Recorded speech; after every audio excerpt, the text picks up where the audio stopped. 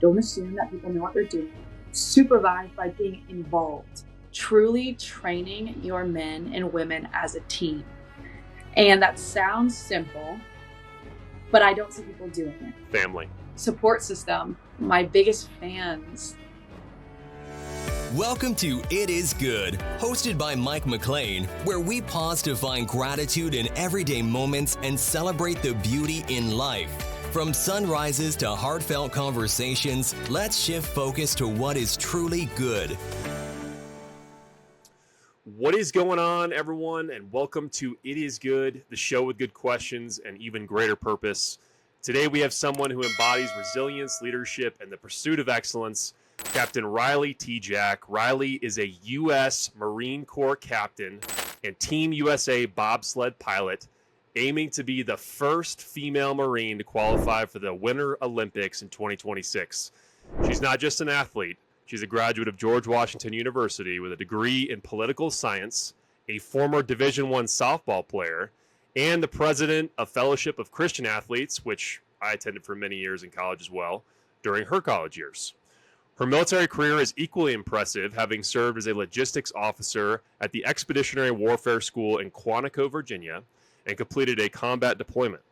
She's been honored as the Female Marine Athlete of the Year in 2021 and 2023, and most recently crowned Miss Military 2024. But that's not all. Riley is also a published author with a children's book titled If You Can Dream It, Be It, which focuses on women's empowerment. And in a twist of fate, she and her mother won over $90,000 on the game show Lingo, which helped fund her bobsled training, a story of creativity and resourcefulness in pursuing her dreams. Today, we'll explore how she balances her military and athletic careers, what drives her to push boundaries, and the lessons she's learned along the way. Riley, thanks so much for coming on the show. Oh man, Mike, I feel like you know all about me already. I feel like you did your research. You have a medley of experiences and a background for your young age, so this is a real treat. And you know, probably the most impressive reason for needing to move the launch of the podcast. So for our listeners, I get a note from her yesterday. She says, "I'm currently in Lake Placid sliding for the World Championships." I was like, well, if that's not a good excuse, I don't know what is. Just epic. I'm like, well, no, we gotta hold to the 10 o'clock. This is great. So, by the way, for the pleasure of our listeners as well, this is a bit of a chance encounter. So, for those that have followed Riley for any length of time, you're aware of just how many impersonators she has online. I count at least 7. I don't know what your number's at, Riley, but it's yeah. I have at least 100 blocked that have my name or photo in some capacity. That's fair. That's fair. You know, when your imposter reached out and connected with me, I was like, okay, cool. But then when they shot me a business proposition, I was like, that's a little weird. Yikes. So, you know, turned out super well. Super happy to have you on the show, and really excited to have a conversation. Yeah, with the real me. So with the real you. This is no amazing. No business proposition. Yeah. This is amazing. So let's go ahead and dive in. So you've said that you love serving your country, which, as you know, my background can't agree with that more. You said, I can't think of a better job than being a United States Marine Corps officer. Well, but I also have this passion for sports and competition. Bobsledding allows me to combine both my love for the military and my love for sports. Can you tell myself and the listeners more about how you discovered bobsledding and how it fits with your military service? Absolutely. So I always start out by talking about the timeline and where bobsled entered my life, because a lot of people assumed I've been bobsledding my whole entire life. But as you talked about in the intro, I was actually a Division I softball player and I played softball my whole life. So bobsled didn't come into my life until later, which happened to be after the Marine Corps. So that's why this is really important. I played collegiate softball at George Washington University. That's where I met a Marine recruiter, and I absolutely was blown away by everything he had to say about the Marines. I was so passionate about the fact that there were so few women serving, and I could be a part of that and make an impact and be that servant leader and give back to the United States, right? Done. And that's what I was committed to. And I'm someone that, I don't know if hyper focus is the best word, but I like see a goal and I like fixate it and I like obsess over it. And I think it's one of my biggest strengths, but also one of my biggest weaknesses, because sometimes I'm just like blinders and like that's all I focus on. And so my job was to be the best Marine I possibly could be and to like prepare for that. So obviously athletics, I played college softball for 4 years. That's a big part of being in the military. And I tell every military member, you're a tactical athlete. You have to train like an athlete. Well, after I got back into California on my first duty assignment after a year of being away from college athletics, but being a tactical athlete for the Marines, I found myself needing something more. And I just needed a reason to wake up and to train and be motivated. And I was searching for what that was. So I prayed on it and I saw an opportunity with bobsled. I had met a previous bobsledder who actually played softball at my university years prior to me, and decided this makes sense. Maybe, I've never done it. I'm 22 years old, 22, 23. And I love the intensity, the grit behind bobsled. Obviously I had a connection. And so I went ahead and tried out for the team, so to say. So that whole process involved a whole lot with like entry videos, getting there. It's kind of like sink or swim, figure it out. Can you do it? Can you not? But majority of bobsled athletes, which people don't realize, come from Division I athletics in a different sport. And then we transition them. And if anyone is listening, and goodness forbid I get asked this way too many times, it's a really cool one. But that is a great comparison. They take track athletes and they morph them later on into bobsled athletes. It's essentially what we're doing here within the United States program. We're taking the top tier athletes, majority of the time after college, and integrating them into the sport and seeing if they have what it takes to compete. Well, that's amazing. And I would imagine, I was also a college athlete and then became a personal trainer. So I'm super intrigued by the legwork that goes into preparing for, such a unique sport, but at the highest global stage. I would imagine it's a lot of high intensity, maybe some lower body resistance training. What goes into that specific training? So we're looking up for a lot of explosiveness, right? I have a 400-pound sled that is on a standstill. It's on the ice, so it moves quite easily, but you're hitting an object that's not moving, and you have to hit it and accelerate it at a very quick speed at a very short amount of time.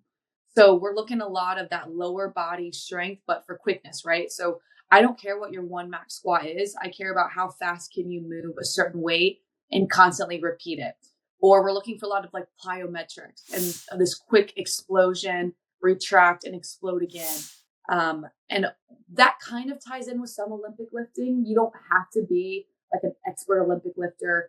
You don't have to be the fastest quote unquote sprinter, but you have to be able to push weight and move it quick and fast. So that is why we have majority of our athletes are tracked to some capacity. It's a really easy turnover.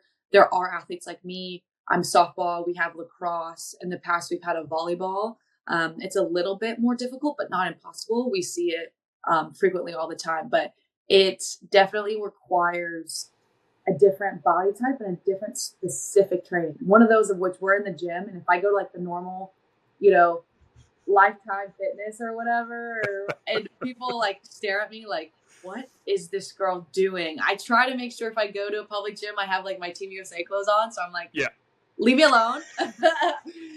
But yeah. What does that look like? So are you setting up like a pad that you run into, or what? What does that look like in the gym? Yeah, I'm trying not to be like extremely obnoxious by any means, but there's certain like plyo jumps that I do, or like, I'll do a heavy squat and then we'll superset it with like different kinds of like squat jumps or bar jumps and stuff that normally it's just not in people's normal routine. People kind of look at you, or I'd be asked all the time. They're like, excuse me, it looks like you're training for something. What are you doing? And I'm like, oh, it's for bobsled. And people are like, okay.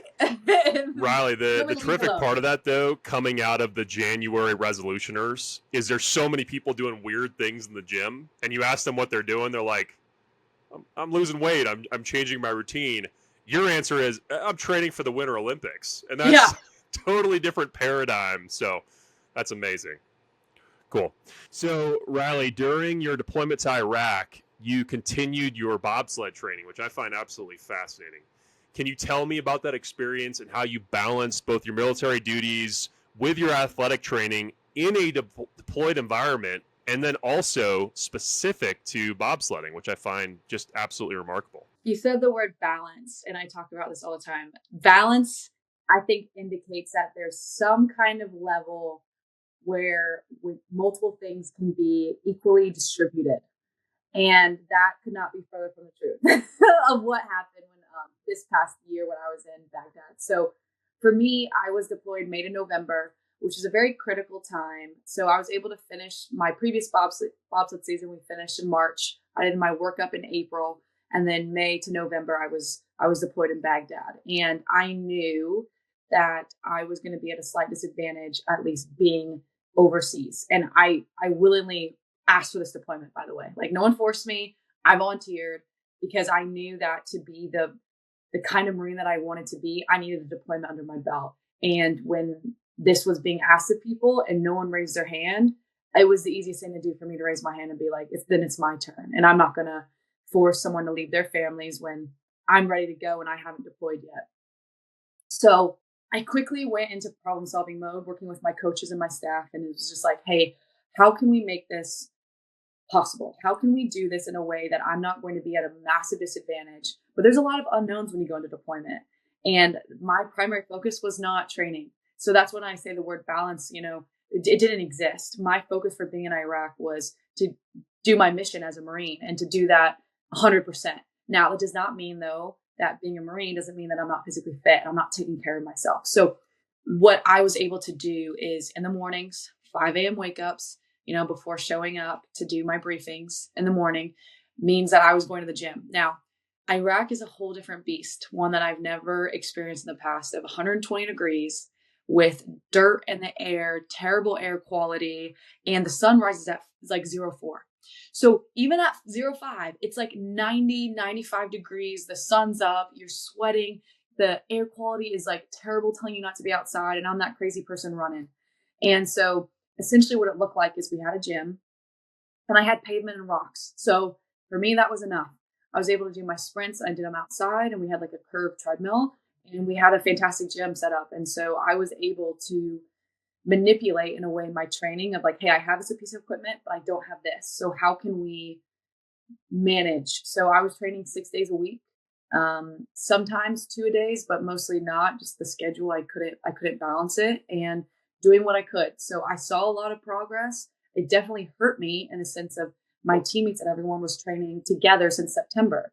So September, October, November, I missed out on 3 crucial months of preseason, let alone the off-season training that my teammates were getting together once a month. So there was definitely a disadvantage that took place, but I wouldn't trade it for anything in the world because I'm a Marine first. I'm a Marine 24/7. That was my commitment before bobsled. And so I truly think that it has made me a better bobsledder because now that I'm back here, the appreciation that I have to be able to slide and compete for my nation and train here, it's like way easier than it's ever been before because I was doing it in the most extreme, intense environment possible. But what was really awesome was when I was deployed, I had so much community around me that was so encouraging and inspiring for me that they would like make sure I was at the gym. They were like making sure I was getting after it. Sometimes they'd join me for workouts and stuff like that. So when everyone else found out who I was and what I was training for, it actually elevated me because I'm like, I still had a team that was around me that was like pushing me, even though I wasn't training necessarily alongside them. Eyes were on you and you had to hold that example. So for bobsled specific, obviously I would have loved a sled. I would have loved my ice house. I would have, loved all of these things. I didn't have it. So you make do with what you have. And as a Marines, like that's what we do. You adapt and you overcome. And I was able to figure it out. And 3 days after deployment, come back and went straight to Canada and compete and was able to find my way into a successful season. Well, I've trained with Marines quite a bit, and I will say, unlike Lifetime Fitness, I'm sure what you were doing training, you were not getting weird looks. They're probably like, oh wow, Riley's doing very normal exercises and explosive lifts. Let's go like lift that heavy boulder over there and start throwing it to each other. It's Yeah, Marines, we're great. We're freaking awesome. And you we guys are. do like incredible workouts. And so, yeah, I mean, don't get me wrong. I still got some looks and I still got some people be like, are you? And I'm like, yeah. They're like, oh, that makes sense. And people are like, I don't want to do that. I'm like, yeah, I don't really want to do it after sport either. So, Yeah. For the listeners that are not familiar with the U.S. military, you know, we've got sister services. So like Riley's wearing her Navy shirt, which, you know, kind of repulses me a little bit as an Air Force Academy guy. But nonetheless, you know, it's all love. And at the end of the day, we all serve, we all give ourselves. And what Riley's describing is, you know, it's profoundly deep within each of us. So blessings to you, Riley. That's terrific. So, I mean, beyond that and, you know, training for the Winter Olympics in Iraq, you decided, hey, you know what? I'm bored. Let's also publish a book. So you are the author of a children's book on women's empowerment titled If You Can Dream It, Be It. So I've got to ask, what inspired you to write this book? How does it relate to your own experiences and journey? And what do you really hope to get out to the people reading it? yeah. So, Mike, I'm actually going to show you. This is my book. I just got it in hand 48 hours ago. So I am so incredibly proud of this book. Of all the things that I've accomplished, this is definitely one of my most proud moments, especially having it in my hand and being able to show it to you. So the background behind this was I get interviewed a lot and I'm 28. I've done a lot. I'm not done. I want to keep going. And so the question often becomes, what's next, Riley? Like, what crazy idea do you have? Like, what are you going to add to your resume now that's like so out of pocket and in left field? And I love that question. And I was on a live news broadcast and I said that before I'm 30, I wanted to write a book. And I talk to this all the time about goal setting. Once you verbalize your goals to someone else, they become 10 times more real. So now that thought's no longer in your head. Now that you said it out loud. Now people can hold you accountable. And you also have to hold yourself accountable because let's be honest, I've heard this one time in a woman speaking. She's like, would you ever surround yourself with someone who lies and says they're going to do stuff and they don't do it? No, I would not want to be surrounded by those people. So why would you allow yourself to be that person? And I was like, oof. So it's one of those things, right? If I am on a public record, right? This wasn't just like a friend conversation. This was like the news. Before I'm 30, I'm going to write a book. And the last thing that I would want is someone to fact check me when I'm 31 and be like, well, you said you're going to write a book. Where's your book? And not that anyone would, but my own, you know, mental standpoint and wanting to be true to who I am and the things that I say, I'm like, okay, it's time to write a book.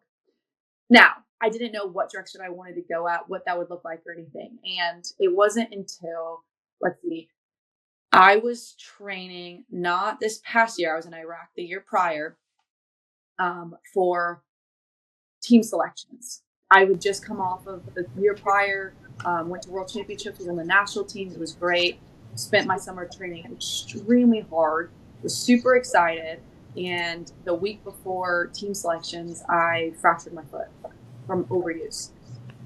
I had tried to put on weight for bobsledding, doing the training that I was, balancing Marine Corps and this, it just was too much. And I fractured my sesamoid bone, which means like I essentially couldn't really push off on my foot. And it was like the first big injury I've had in a really, really long time.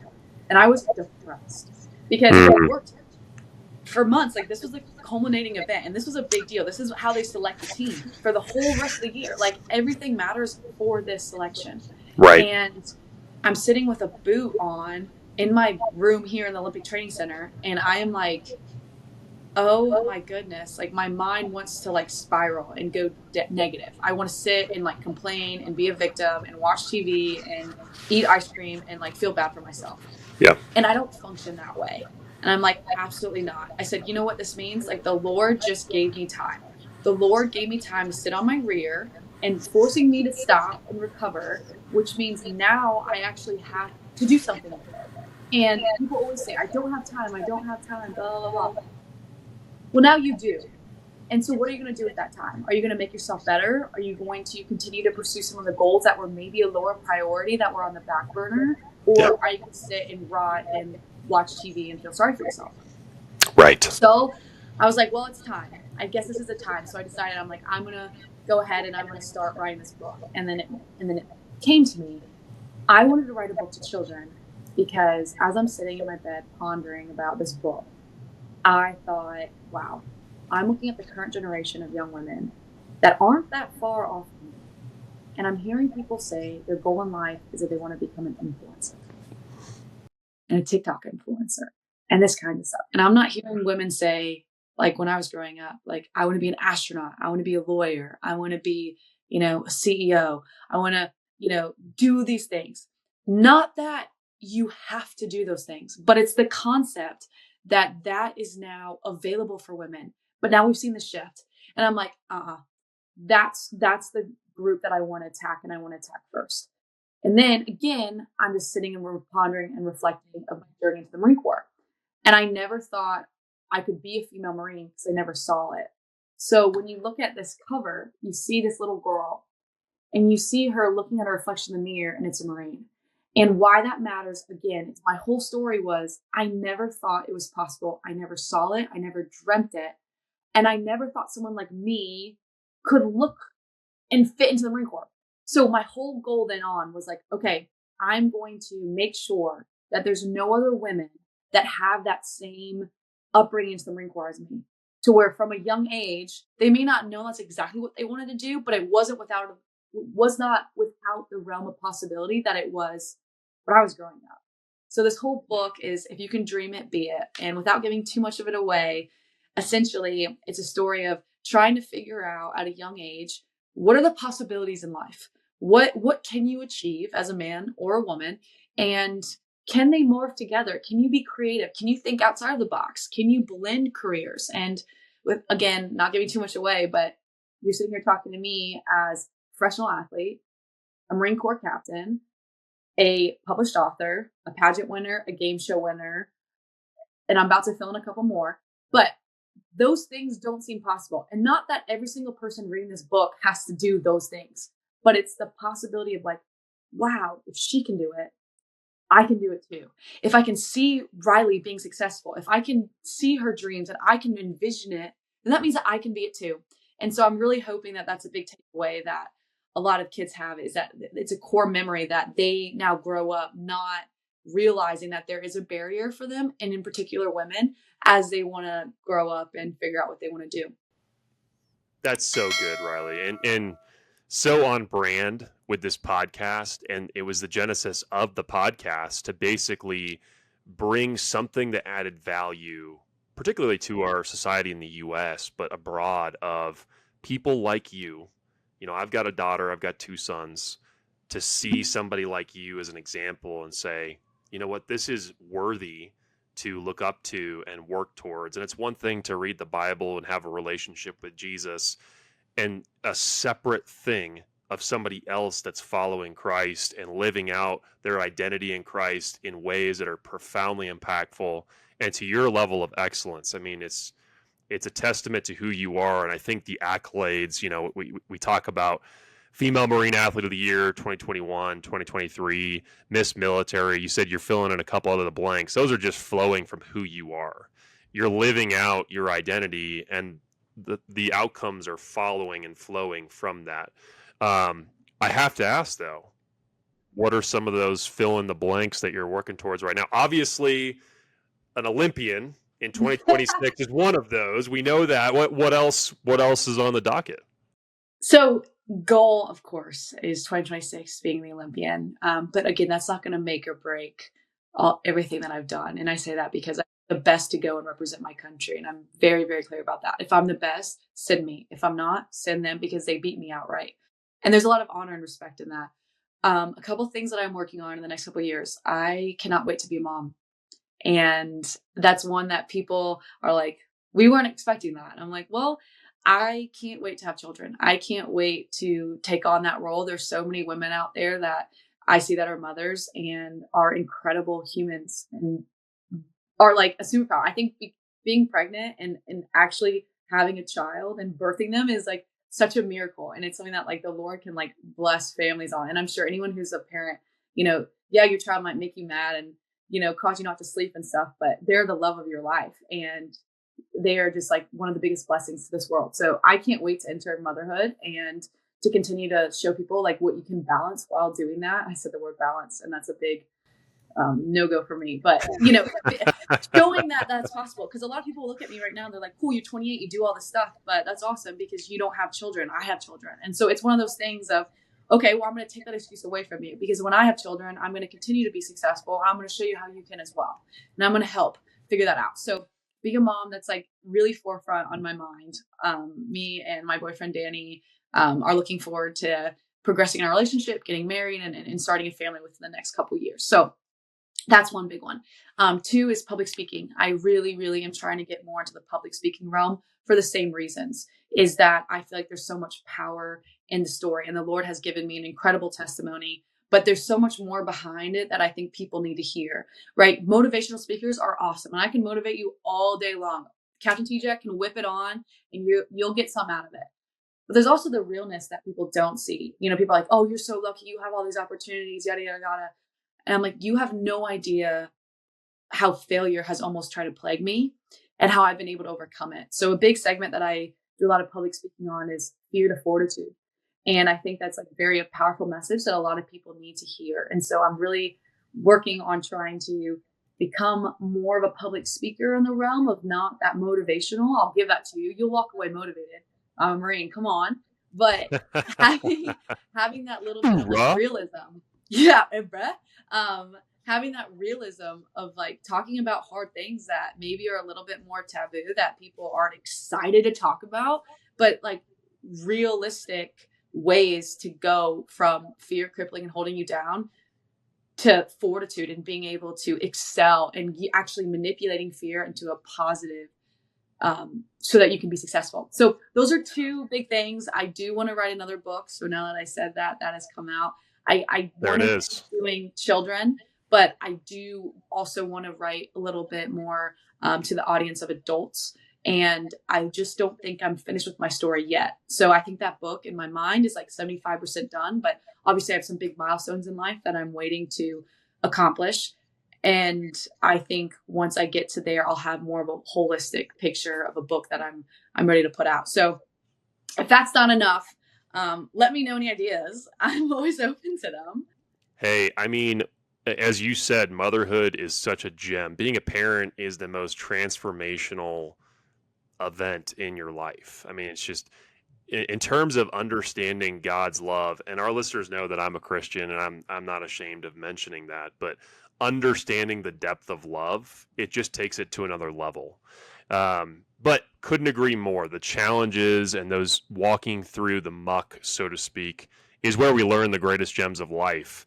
But I'm curious, in terms of leadership and specifically effective leadership, is there anything that stands out to you as your time as a Marine or just walking through life and the level of excellence that you're trying to achieve?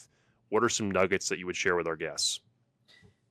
So Mike, any time I'm on podcasts, often I get questions sent to me ahead of time. And I'll be honest, I very rarely look at them, because wherever season of life that I'm in, I want to be able to give honest answers of like what's in that time. So kind of like when you read the Bible or anything, like you ask me one question, you ask me the same question a year later, and I'm maybe going to give you a little bit of a different answer based off of my surroundings. So one nugget that has hit me from a leadership perspective was truly training your men and women as a team.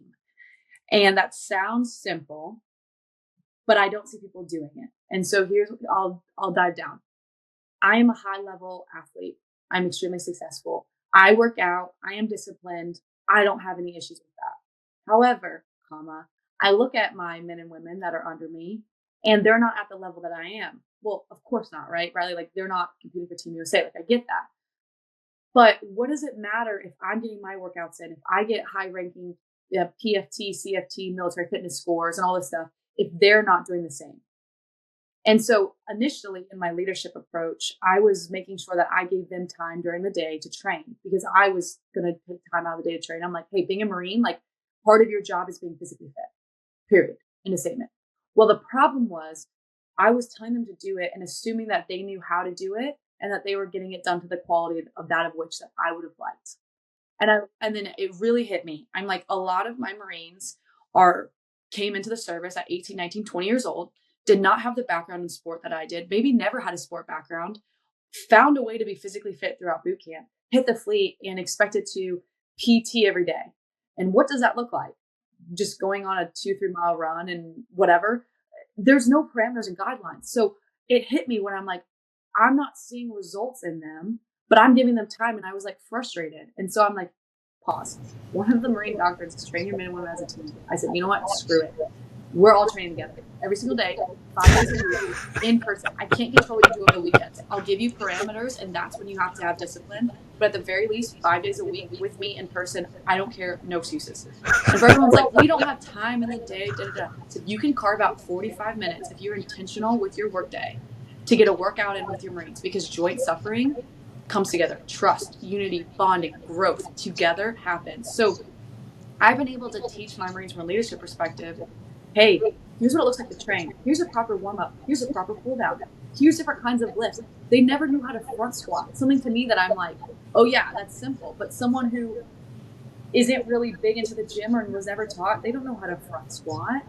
Right. They don't know how to properly deadlift, like things you just assume. Or even supplementation. Talk to them about supplements. Supplements is not a meal replacement.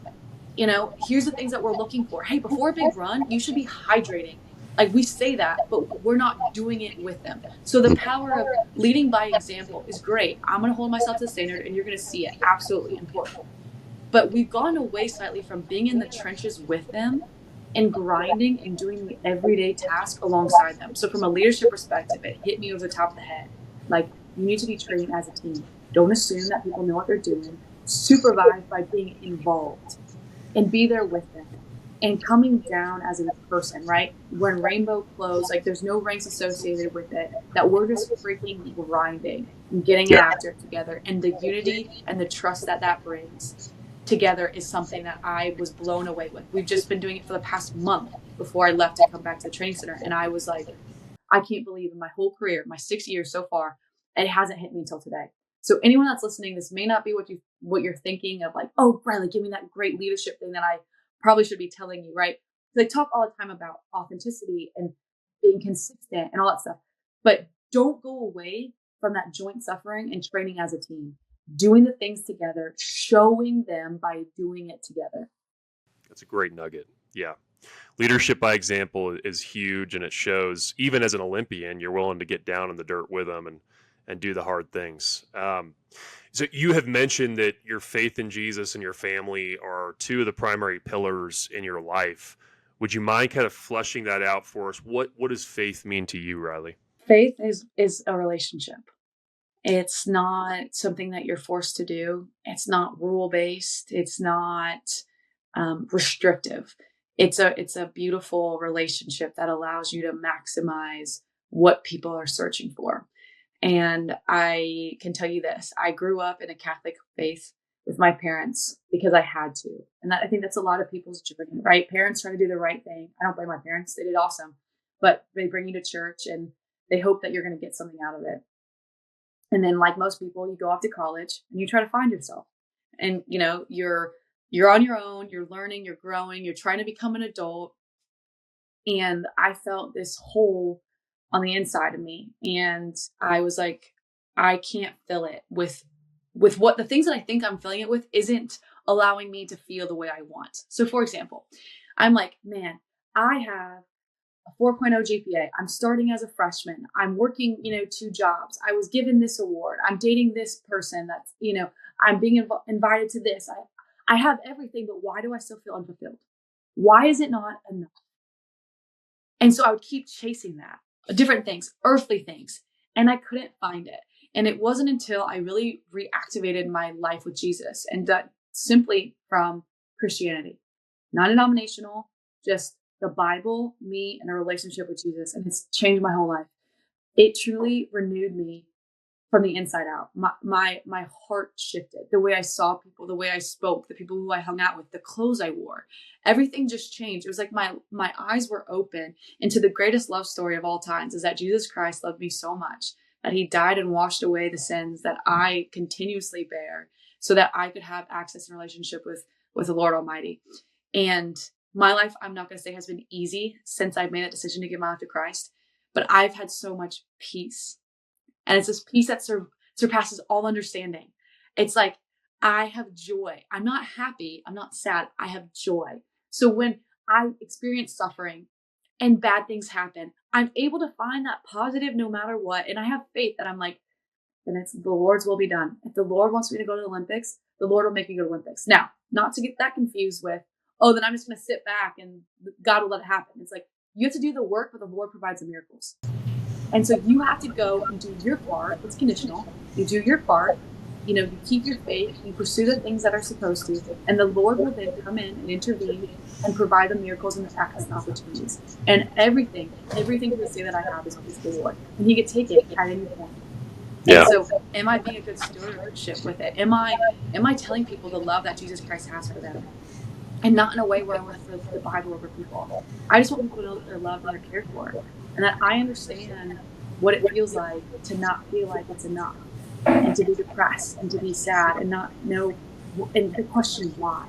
Why do bad things happen? Why did I lose this person? Why is this like tragedy? Normally it's around bad things, but I'm able to have this peace that surpasses all understanding because I trust that the Lord lights my path.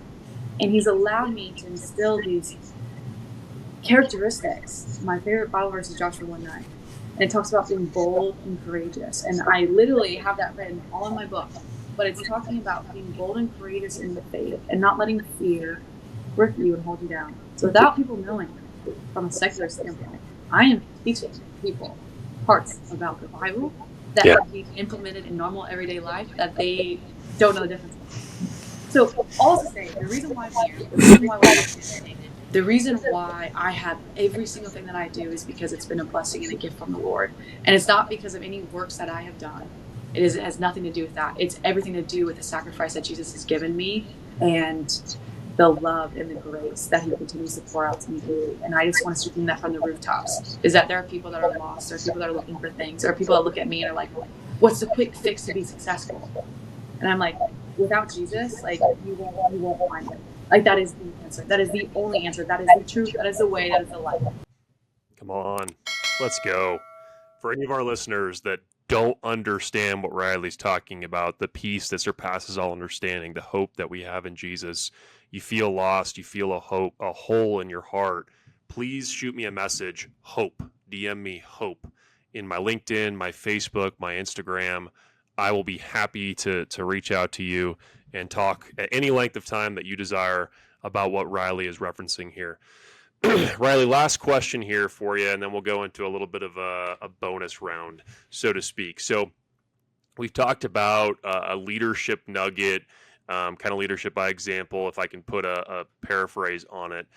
But what I'm really curious about is you seem to have that gene where you just drive and push towards the highest level of excellence. And I've seen it in a handful of people. Good friend of mine, Ben Garland, played in the NFL and excelled. There's a group of people I know that have that gene. I like to think I have the same drive and desire to excel. But when it comes to the wisdom associated with that gene, so you feel the drive, you feel the push, right?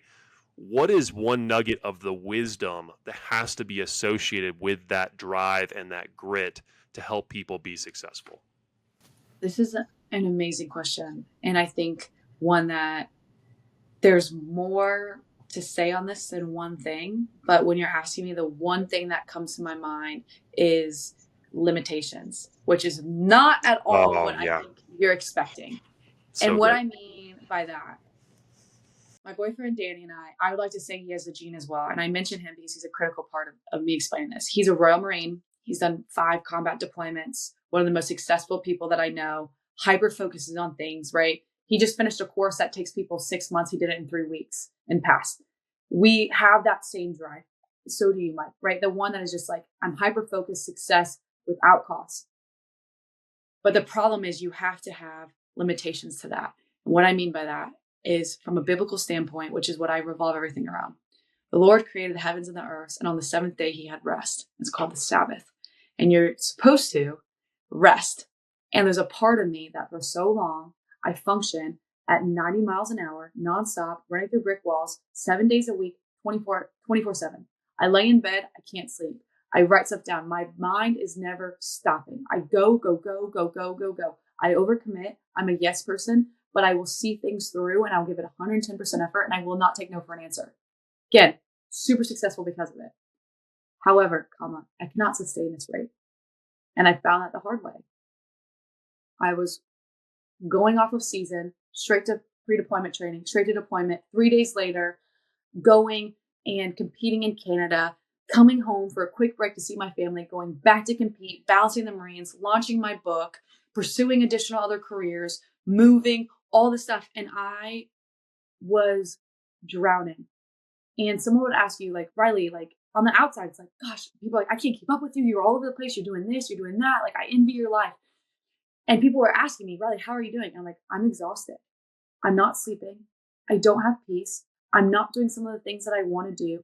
Things are falling off my mind. I'm like showing up late to meetings. I'm forgetting about certain things. My priorities are not in check. And it wasn't until Danny really sat me down and had a conversation with me and was like, you need to find time to rest.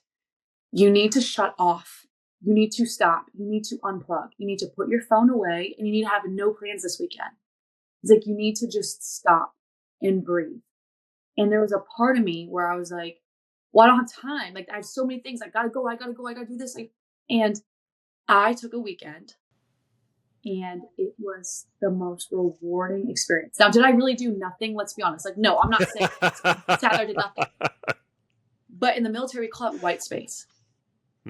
I created times to where I was able to sit there and then all of a sudden start thinking. And I'm like, oh my gosh, my best friend's birthday's next week. I wasn't even thinking about that. Or, hey, I haven't talked to my mom in 3 weeks. I need to sit down. I need to call my mom. Hey, that little nagging house project of like, the screw that came loose. Let me take the time to like rebolt that together. And oh, my car needs an oil change. This is a great time. Let me just like schedule that appointment and get it taken care of. So I'm not reacting. I'm proactive. And so when you become so busy and you are so high functioning, you get to a state where you can function at an extreme level, kind of almost like a functioning alcoholic, but like a functioning like addictaholic. I don't even know that that's not a word, but like you're just going and you don't have time for people. You can't pause, stop and think, and you don't have time for yourself. And the Lord tells us so many times to like be still. And if the Lord talks about having a day of rest, like you need to implement that. So all to say, you can't even sit down and have time to like know yourself and talk to yourself and check in with yourself if you don't spend time with yourself. So if your time's all consuming on doing all these other things, you're not allowing yourself to create time to like, 1, recuperate, 2, find your vision, stay on track, and keep your priorities in check. So the biggest nugget and piece that I can get is know your limitations and limit yourself to an extent, which again, it sounds crazy, but now that I've explained it, I think people can understand a little bit. I'm not saying take, every single weekend off, but find a way to make sure that you're incorporating white space and you're giving yourself that time to regenerate and to do the things that you need to do to slow down so you can give 110%, not forget meetings, not be on time, be 100% where you are at all times, because that's what people deserve. And when you want to function at that level, you will not be satisfied if you can't give that. Yeah, there are 80 things I want to unpack with you on that, Riley, but I want to be respectful of your time. For our listeners, they know one of my favorite sayings is there's 2 ways to fall off a horse, right? And so what you're talking about is those with the gene. You're advising them, hey, take a knee every once in a while because you're probably pushing it too hard. The other side of the horse is those that either don't have the drive, they're lazy, or feel like they're unworthy. And so some of those self-limiting beliefs that a lot of people have, I grew up in a household on a farm, not a lot of money. My dad was a postal worker. There's all these things like, oh, you'll never, do this or that or this or that. There's no limitations to what's possible in light of, 1, what Christ has done, but 2, using the gifts for whatever he wants you to use them for. So a lot we could unpack there, but I'm going to put a pin in that for now, and maybe at a later date we can revisit it. But for now, I want to move to a fun little segment that is word association. So what I'm going to do, Riley, is I'm going to read you a phrase, 1 or 2 word phrase, and I just want you to give me the first thing that comes to mind. It could be a word, it could be a sentence, whatever you think of. Okay. Sound good? Let's do it. All right. Marine Corps. Determination, commitment, honor, courage, commitment. That's drilled in your head. So just that's the first thing that comes to my mind, because when you are at officer candidate school and you're cleaning, like Marine Corps, honor, courage, commitment. Marine Corps, honor, courage, commitment. So that comes to my mind, and then obviously discipline. Without a doubt. Air Force. Chair Force. I mean, come on. We love you, brothers and sisters. We just give you a hard time, but yeah. Yeah, for sure. Bobsledding. Speed, adrenaline, fast. Softball. Explosiveness, failure, cold and warm weather. Mm. And the reason why I said I am scarred from going to college on the East Coast. And right now in February, the girls are out there playing, and I'm looking outside right now and I see 10 feet of snow. And I know that they're out there having to shovel, and you experience some of the coldest temperatures where you can't feel their hands. And then you get to play softball when it's like beautiful, warm, and it's a sunny day and it's meant to happen. I'm like scarred. I have like both extremes. That's fair. Faith. Backbone. Family. Backbone. Yeah, why am I stumped on this? I just like envisioning my family. I would say support system. My rock. My biggest fans. My biggest critiques, but loving and always there. Writing. A passion, a commitment, something that doesn't come easy, but power through story. Challenges. Never ending, daily. Success. Measured, capable, requires thought, emphasis, is determined by you. Oof, good. Nice. Something we did not get to talk about, unfortunately, due to time restrictions, but one other word, lingo. Winner! Fantastic. Inspiration. My goal, my purpose, impact, long-lasting, enduring. Goals. Self-set. I think of SMART. The term SMART goals need to be refined constantly, but something that you look at daily. Well, Riley, that is amazing, and so many nuggets for our listeners. Thank you again so much for coming on the It Is Good podcast, sharing your journey from the softball field to the bobsled track, reminding us that resilience and determination can take us to incredible places. You've given myself and everybody a lot to think about, everything from balancing your incredible service in the military, training downrange in Iraq, setting goals for the 2026 Winter Olympics, to the importance of faith and family, and lastly, to finding creative ways to fund your passions and, in the midst of it, write a book. We can't wait to see how your story continues to inspire others. Thank you for having me, Mike.